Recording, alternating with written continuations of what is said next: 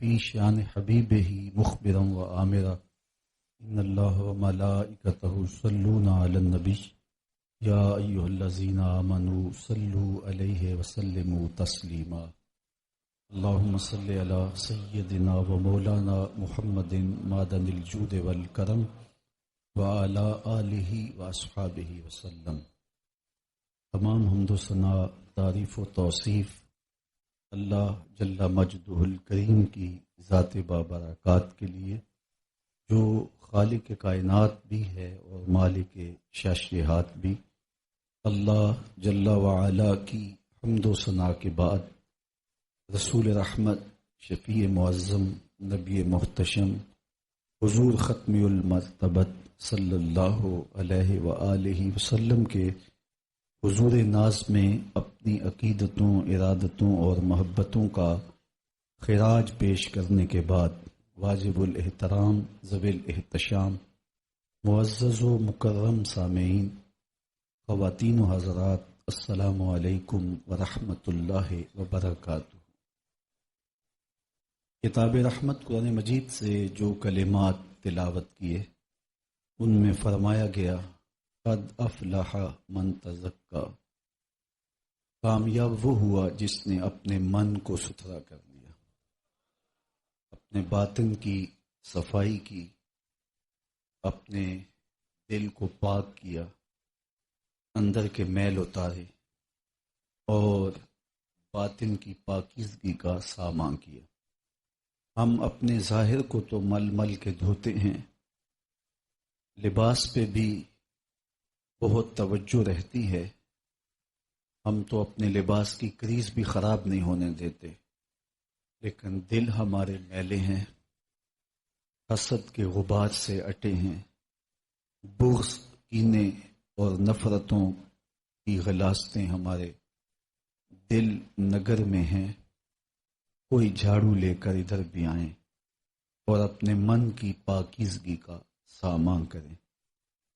حضرت عبداللہ بن عمر رضی اللہ تعالی عنہ فرماتے ہیں، حضور کی مجلس لگی تھی، ہجوم عاشقاں تھا۔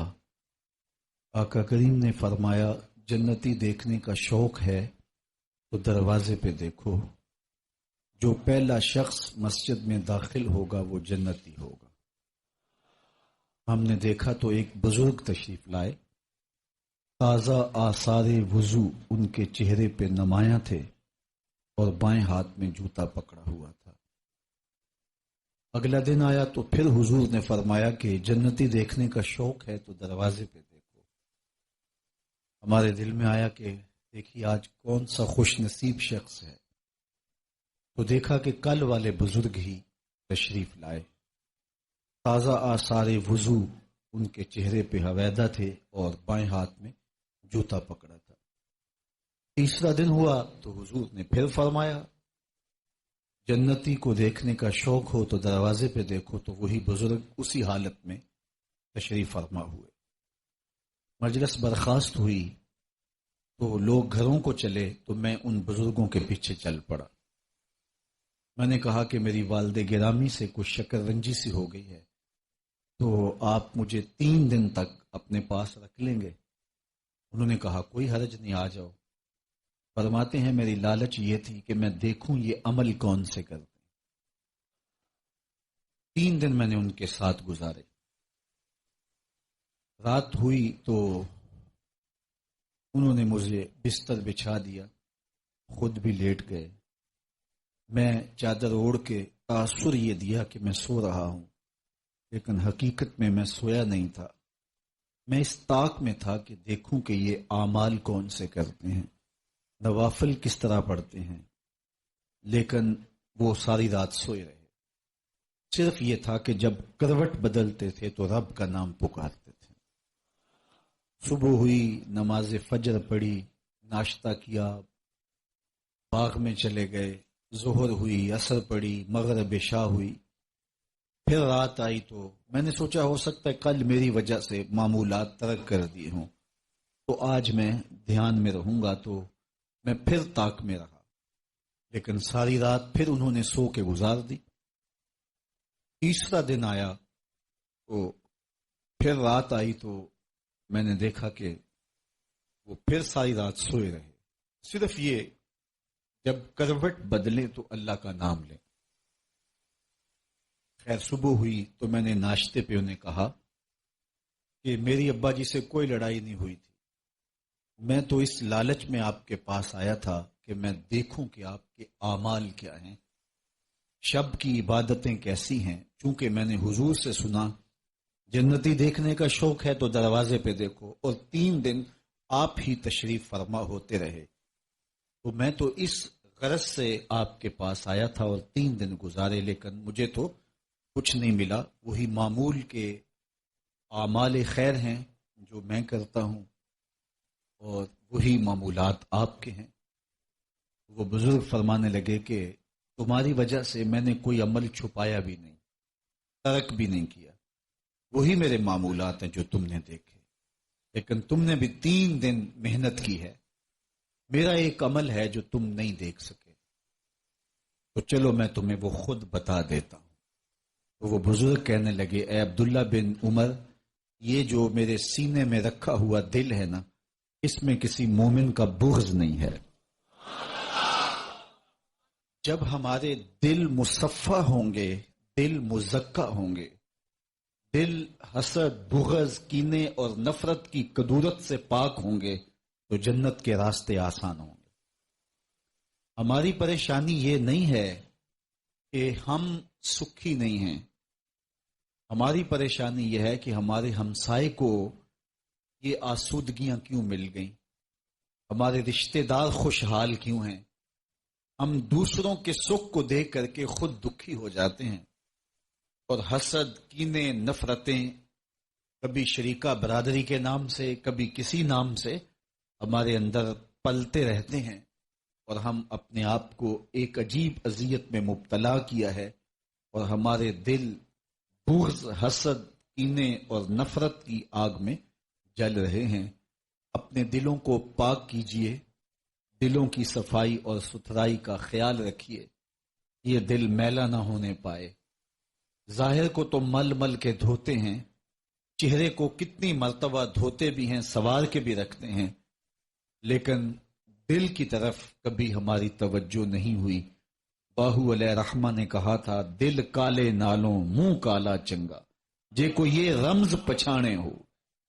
اصل ہمارا دل ستھرا ہونا چاہیے، ہمارا دل پاک ہونا چاہیے، لیکن ہمارا دل گناہوں سے، مسلسل اللہ کی نافرمانیوں سے سیاہ ہو جاتا ہے.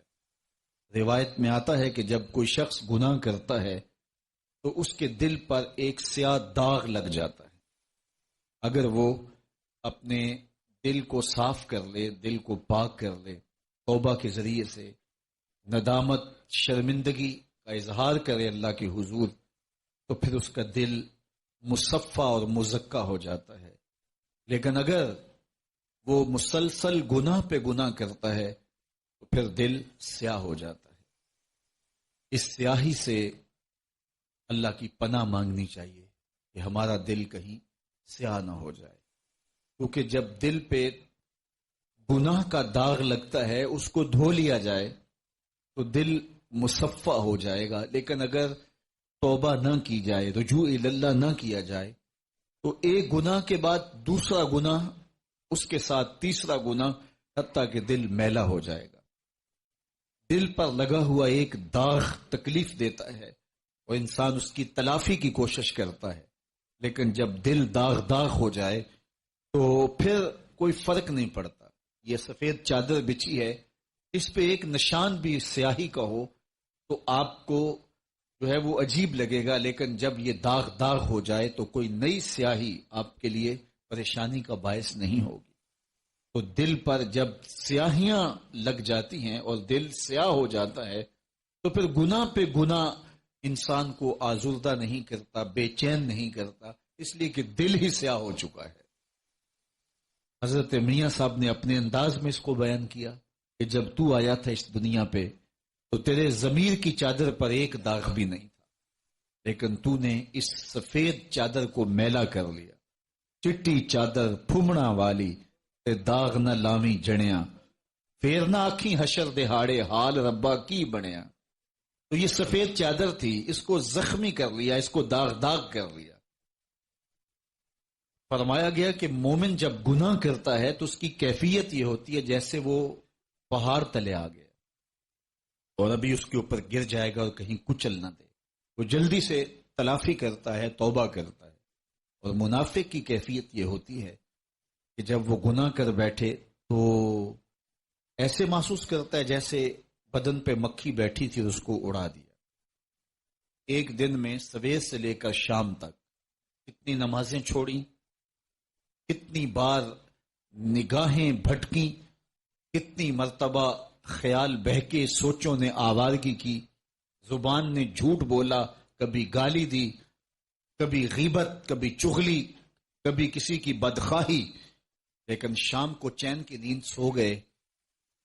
ایسے ہی ہے جس طرح دن میں کئی مرتبہ بدن پہ مکھی بیٹھی ہلکے اشارے سے اڑا دی اور شام کو پتہ بھی نہیں ہوتا کہ یہ فعل ہم نے کتنی مرتبہ کیا. تو میں اور آپ اپنے اندر اتر کر کے دیکھیں کہ ہماری کیفیت قلب کیا ہے. گناہ کرنے کے بعد شرمندگی ہوتی ہے یا گناہ کرنے کے بعد ہمیں کوئی فرق نہیں پڑتا، معمول کی زندگی گزر رہی ہوتی ہے. دیکھیے زندگی تیزی سے گزر رہی ہے.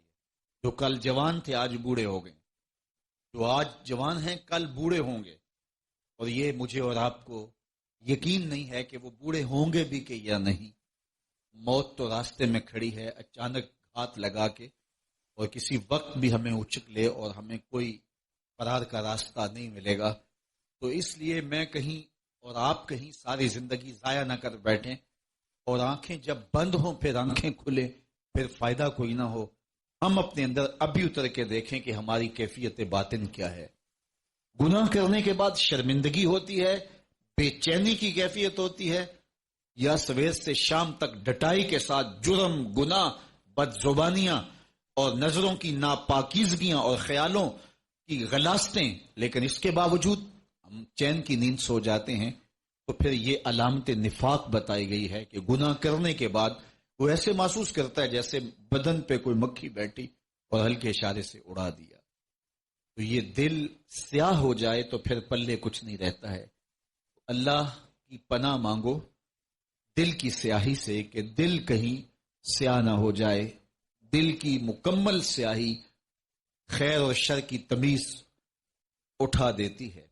جب دل مکمل سیاہ ہو جائے تو پھر اچھائی ہو رہی ہو یا برائی ہو رہی ہو کوئی فرق نہیں پڑتا، کیونکہ دل ہی سیاہ ہو گیا. دل کے آئینے پر کدورت کے پردے آ گئے ہیں، تو اب اس میں تو کوئی دکھائی نہیں دیتا. دل صاف ہوتا تو اس دل میں جمال الہی نظر آتا، لیکن دل اتنا گدلا ہے کہ اپنا عکس بھی دکھائی نہیں دیتا. تو پھر ہمارے پاس بچا کیا اگر ہمارا دل ہی شفاف نہ رہا، دل ہی پاک نہ رہا. تو میرے رب نے کہا قد افلح من تزکا، کامیاب وہ ہوا جس نے اپنے من کو ستھرا کر لیا، جس نے اپنے باطن کو صاف کر لیا. آپ پوچھیں گے جناب اگر دل کالا ہو گیا ہے تو اب کیا کریں؟ تو میں کیا ہوں کہ میں بتاؤں کہ دل کی سیاہی کا علاج کیا ہے. چلو سارے دستک دیتے ہیں دل و قلب و نگاہ کے مرشد اولین کی چوکھٹ پہ، اور حضور سے پوچھتے ہیں دل سیاہیوں سے بھر گیا ہے، اس کا علاج اے چارہ گر بتائیے. تو رحمت عالم صلی اللہ علیہ وآلہ وسلم ارشاد فرماتے ہیں جس طرح لوہے کو زنگ لگتا ہے اس طرح دلوں کو بھی زنگ لگتا ہے. تو دلوں کا زنگ دو چیزوں سے اترتا ہے، ایک قرآن مجید کی تلاوت سے اور ایک کثرت کے ساتھ موت کو یاد کرنے سے. قرآن مجید کی تلاوت معمولات زندگی میں شامل کر لیجئے تو پھر آپ کے دل سے ظلمتیں اتریں گی، دل کے اوپر چڑھا ہوا میل اور زنگ اترے گا. قرآن مجید اللہ کا وہ پاکیزہ کلام ہے جو باطن میں نور پیدا کرتا ہے اور اندر کی غلاستیں دور کرتا ہے. اللہ اکبر.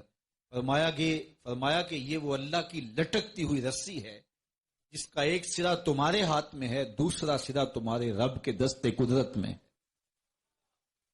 تو اس کی تلاوت جب ہمارے معمولات میں شامل ہو جائے تو پھر باطن کے زنگ اترنا شروع ہو جاتے ہیں. فرمایا راتوں کی تنہائیوں میں اٹھ کے قرآن پڑھا کرو اور قرآن پڑھتے ہوئے رویا کرو. فَإِلَّمْ تَبْكُوا فَتَبَاكُوا، اور اگر رونا نہ آئے تو رونے کی کوشش کیا. حضرت داتا گنج بخش علی حجویری علیہ رحمہ سے ایک مرید نے پوچھا، حضرت اگر رونے کی کوشش کریں پھر بھی رونا نہ آئے؟ فرمایا پھر اپنے مقدر پہ رویا کرو. تم اتنے سنگ دل ہو گئے ہو کہ تمہاری آنکھیں آنسوؤں کا خراج نہیں دیتی. تو اس قرآن کی تلاوت اپنی زندگی میں شامل کر لو، تمہارا کوئی دن قرآن کے بغیر نہ گزرے. کتنے خوش نصیب گھرانے ہیں جن گھروں میں صبحوں کا آغاز قرآن کی تلاوت سے ہوتا ہے، اور ایسے گھر بھی دھرتی پہ موجود ہیں کہ جن کے گھر میں قرآن پڑھا ہوا تو ہوتا ہے لیکن قرآن کی تلاوت ان کا مقصوم نہیں. ایک زمانے میں قرآن سے لوگ ہدایت لیتے تھے. صحابہ فرماتے ہم 10 آیتیں پڑھتے تھے اور اس کے بعد اگلی 10 تب پڑھتے تھے جب ان پہ عمل کر لیتے تھے. پھر یہ کتاب تلاوت رہ گئی، لوگ صرف تلاوت کرنے لگے.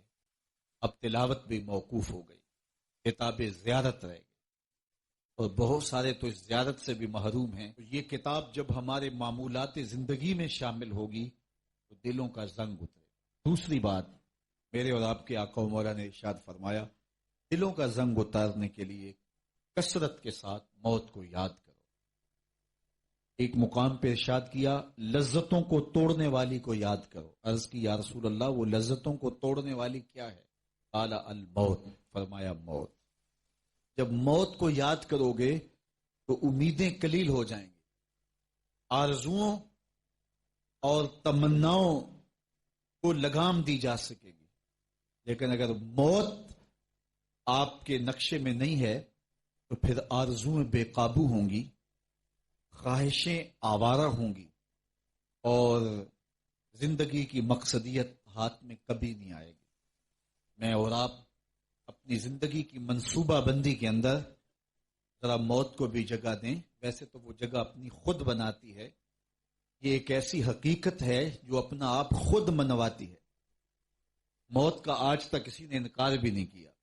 کسی دھرم میں، کسی دین میں، کسی مسلک میں، کسی فرقے میں، کسی گروہ میں موت کا انکار نہیں ہے. یہ ایک اٹل حقیقت ہے، یہ ایک طے شدہ حقیقت ہے.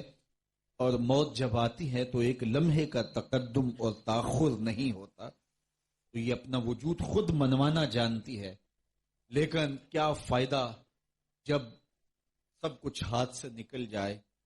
آج مجھے اور آپ کو اپنی زندگی کی منصوبہ بندی میں ہر وقت اس خیال میں رہنا چاہیے کہ کسی جگہ بھی موت آ کے کھڑی ہو سکتی ہے اور ہمارا اگلا منصوبہ سارا دھرے کا دھرا رہ سکتا ہے. اور جب آپ موت کو اپنی زندگی میں شامل کریں گے اور پھر اپنی زندگی کی منصوبہ بندیاں کریں گے تو پھر آرزویں قلیل ہوں گی، تمنائیں بے قابو نہیں ہوں گی، اور پھر خواہشیں آوارہ نہیں ہوں گی. خواہشوں کی آوارگی اور تمناؤں اور آرزوؤں کا بے قابو ہونا انسان کو غافل کر دیتا ہے. اس لیے مقاصد زندگی پر نظر رہے اور آرزویں قلیل رہیں تو زندگی گزارنے کا لطف اور زندگی گزارنے کا مزہ نصیب ہوتا ہے. اس لیے کثرت کے ساتھ موت کو یاد رکھو. موت کو یاد رکھنے سے زندگی کے اندر ایک نظم پیدا ہوتا ہے اور انسان اللہ کے حضور پیش ہونے کے ڈر سے قدم پھونک پھونک کے رکھتا ہے کہ میں نے اس کے حضور پیش ہونا ہے اور ایک ایک عمل کا میں نے حساب دینا. تو یہ اس وقت آ سکتی ہے، ہر وقت اس کے لیے ہمیں آمادہ رہنا چاہیے. موت کا ڈر یا موت کا خوف یا موت کے بارے میں تیاری کا جو لفظ بولا جاتا ہے، اس کا مطلب یہ نہیں ہے کہ آپ جو ہے وہ ہر وقت ڈرتے رہیں اور کام کاج چھوڑ کے بیٹھ جائیں، بلکہ اس کے ڈرنے کا مفہوم یہ ہے کہ اس کی تیاری میں لگ جائیں. میں اور آپ سوچیں اگر ابھی ہمیں موت دبوچ لیتی ہے تو کون سا منہ ہے جو اللہ کے حضور لے کے پیش ہو. تو ہر وقت جب انسان مستعد اور فعال رہتا ہے اللہ کے حضور پیشی کے لیے تو پھر اس کی زندگی خود بخود منظم ہوتی ہے اور وہ پہلی فرصت کے اندر توبہ کرتا ہے کہ اگر اچانک موت مجھے یاد دبوچ لیتی ہے تو اس سے قبل میں توبہ کر کے اپنے ما قبل کے گناہوں کی تلافی کر سکوں. تو ہر وقت اللہ کے حضور پیش ہونے کے لیے تیار رہنا اور اس کے حضور حاضر ہونے کے لیے اپنی تیاری رکھنا، یہ بندہ مومن کی زندگی ہے. اور یہ چیز انسان کی زندگی کے اندر ایک نظم پیدا کرتی ہے، اس کو گناہوں سے بچاتی ہے، اس کو بدکاریوں سے بچاتی ہے، اس کی آرزوؤں کو قلیل کرتی ہے اور اس کی خواہشات کو محدود کرتی ہے. ورنہ وہ آگے بڑھتا چلا جاتا ہے اور اچانک موت اس کو دبوچ لیتی ہے. طول عمل، لمبی امید، آرزوؤں کا لمبا ہونا، یہ انسان کے لیے بربادی کا سبب. تو یہ موت کی تیاری ہے کہ ہر لمحہ اللہ کے حضور پیش ہونے کے لیے تیار رہے کہ نہ جانے اٹھنے والا اگلا قدم کہاں ہے. شیخ سعدی فرماتے ہیں سانس اندر گیا ہے پتہ نہیں پلٹ کے باہر آتا ہے یا نہیں، اور باہر آیا ہے پتہ نہیں پلٹ کے اندر جاتا ہے یا کہ نہیں. موت زندگی کی کہانی اتنی ہی ہے. الذی خلق الموت والحیات لیبلوکم ایکم احسن عملا. اس نے تمہیں زندگی اور موت اس لیے دی، وہ پرکھنا چاہتا ہے کہ آخرت کے لیے اچھے عمل کون کرتا ہے. تو میں اور آپ دیکھیں کہ ہم کس جگہ پہ کھڑے ہیں. آج ہمارے پاس وقت ہے، کل نہیں ہوگا. کل کا پچھتاوا اس سے بہتر ہے کہ آج کا پچھتاوا، اور آج کا پچھتاوا ہمیں توبہ کی طرف لے جائے گا. کل کا پچھتاوا سوائے حسرت بڑھانے کے اور کچھ نہیں ہوگا. تو اس لیے کثرت کے ساتھ موت کو یاد کرنے سے ہمیں توبہ کی توفیق بھی نصیب ہوگی اور ہماری آرزویں بھی قلیل. حضرت یعقوب علیہ السلام نے اسرائیل سے وعدہ لیا تھا کہ میری روح قبض کرنے کے لیے اچانک نہیں آنا، پہلے کوئی قاصد بھیج دینا تاکہ میں موت کی تیاری کروں. ویسے اللہ کے نبی کے دامن پہ گناہ کا ایک دھبا بھی نہیں آ سکتا اور وہ ہر لمحہ تیار ہی رہتے ہیں. لیکن اس کے باوجود تعلیم امت کے لیے بہت ساری چیزیں ہوتی ہیں. میرے اور آپ کے آقا و مولا نے اللہ کی بارگاہ میں یہ دعا کی، اللہم انی اعوذ بک من الموت الفجاۃ. اے اللہ اچانک موت سے تیری پناہ مانگتا. اچانک موت آتی ہے اور انسان کو تلافی کا، توبہ کا موقع بھی نہیں ملتا. تو اچانک اموات سے پناہ مانگی گئی. تو حضرت اسرائیل سے عہد لے لیا حضرت یعقوب علیہ السلام نے کہ میری روح قبض کرنے کے لیے اچانک نہیں آنا، پہلے کو قاصد بھیج دینا. اللہ کے نبی تھے، ان سے وعدہ کر لیا. حضرت اسرائیل ایک عرصے کے بعد حاضر ہوئے. پوچھا کدھر آئے ہو؟ کہا قبض روح کے لیے آیا ہوں. کہا تم نے تو وعدہ کیا تھا اچانک نہیں آؤں گا، پہلے قاصد بھیجوں گا. تو کہا حضرت میں نے تو قاصد بھیجے تھے. فرمایا میرے پاس تو ایک بھی نہیں آیا. عرض کی حضرت آپ کے سامنے کتنے لوگوں کی موت واقع ہوئی، یہ میرا قاصد نہیں تھا تو اور کیا تھا. یہ اٹھتے ہوئے جنازے میرا قاصد نہیں تھا تو اور کیا تھا. آپ کی داڑھی میں سفید بال اترائے، یہ میرا قاصد نہیں تھا تو اور کیا تھا. جب بینائی کم پڑنے لگے، جب اعضاء مدمحل ہو جائیں، جب چلتے ہوئے ٹھوکرے لگے، جب بولتے ہوئے لکنت آنے لگے، جب یادداشت کھونے لگے، تو سمجھ لو پیغام موت آ گیا. یہ ڈوبتا ہوا سورج ہمیں موت کا پیغام دے کے جا رہا ہے.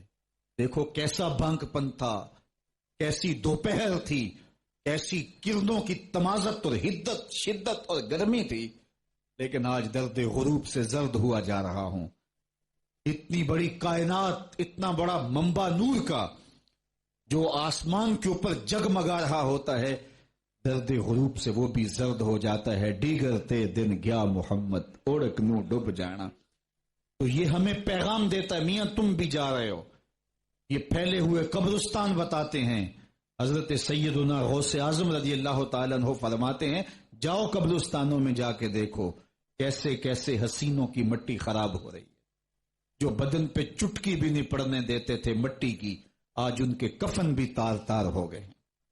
یہ ڈوبتا سورج، یہ اٹھتے جنازے، یہ پھیلی ہوئی قبریں، یہ بڑھاپا، یہ بالوں کی سفیدی، یہ کمر کا خم، یہ آنکھوں کی بینائی کا کم پڑ جانا، یہ اعضاء کا مدمحل ہو جانا، یہ چلتے ہوئے ٹھوکنے لگنا، بولتے ہوئے لکنت لگنا، یہ سب کچھ موت کا پیغام ہے. فما اصبرہم علی النار. اللہ قرآن میں فرماتا ہے لوگوں کا آگ پہ کتنا حوصلہ ہے، کتنا حوصلہ ہے لوگوں کا آگ پہ. کہتے ہیں دیکھو دیکھی جائے گی، کہتے ہیں دیکھ لیں گے. کوئی کہتا فلاں بخشا گیا تو میں بھی بخشا جاؤں گا. کوئی کہتا یہ جہاں مٹھا اگلا کس نے ڈٹھا. جاؤ قبرستانوں میں پوچھو دیکھا ہے کہ نہیں دیکھا ہے. کتنے کتنے حسینوں کی مٹی خراب ہو رہی ہے. تو قبل اس سے کہ وہ وقت آئے کوئی حجت باقی نہ رہے، مجھے اور آپ اپنی زندگی کو اللہ کے حضور سپرد کرنا ہے، اور موت کا ذائقہ ہر ایک نے چکھنا ہے قبل اس سے کہ وہ وقت آ جائے اور پھر پچھتاوا ہو. آج میں اور آپ اپنی زندگی کو اللہ کے حضور پیش کرنے سے پہلے اپنے آپ کو تیار کریں. دو چیزیں دل کا زنگ اتارتی ہیں، کثرت کے ساتھ موت کی یاد اور قرآن مجید کی تلاوت. ادارت المصطفیٰ کی فکر لوگوں کو معاد سے جوڑنا اور کتاب اللہ سے ان کو مربوط کرنا ہے. ایک روایت میں آیا کم از کم 20 مرتبہ موت کو روزانہ جو یاد رکھے، اللہ جل شانہ کی خاص کرم نوازیاں اس شخص کو نصیب ہوتی ہیں، اور وہ اس دنیا میں رہتے ہوئے شہداء کے زمرے میں ہوتا ہے. یہ جو کم از کم ایک دن میں 20 مرتبہ موت کو یاد رکھے، ہر وقت یہ خیال رہے، ہر وقت یہ لحاظ. بعض اوقات محلے میں اچانک کچھ جواں میت ہو جاتی ہے تو ہم نے دیکھا ہے کہ مسجد کی رونق بڑھ جاتی ہے، نوجوان مسجد کا رخ کرنے لگ جاتے ہیں، موت کو قریب سے دیکھتے ہیں. تو موت کی یاداشت اور موت کو دیکھنا اور موت کا تیقن، اگرچہ یقین پہلے ہے کہ ہم نے مر جانا ہے، لیکن جب آپ اپنی آنکھوں سے ایسے مناظر دیکھتے ہیں تو پھر مزید گناہ سے نفرت اور نیکی کی طرف رغبت ہوتی ہے. تو یہ علاج میرے حضور نے بتایا، کثرت کے ساتھ موت کی یاداشت اور قرآن مجید کی تلاوت.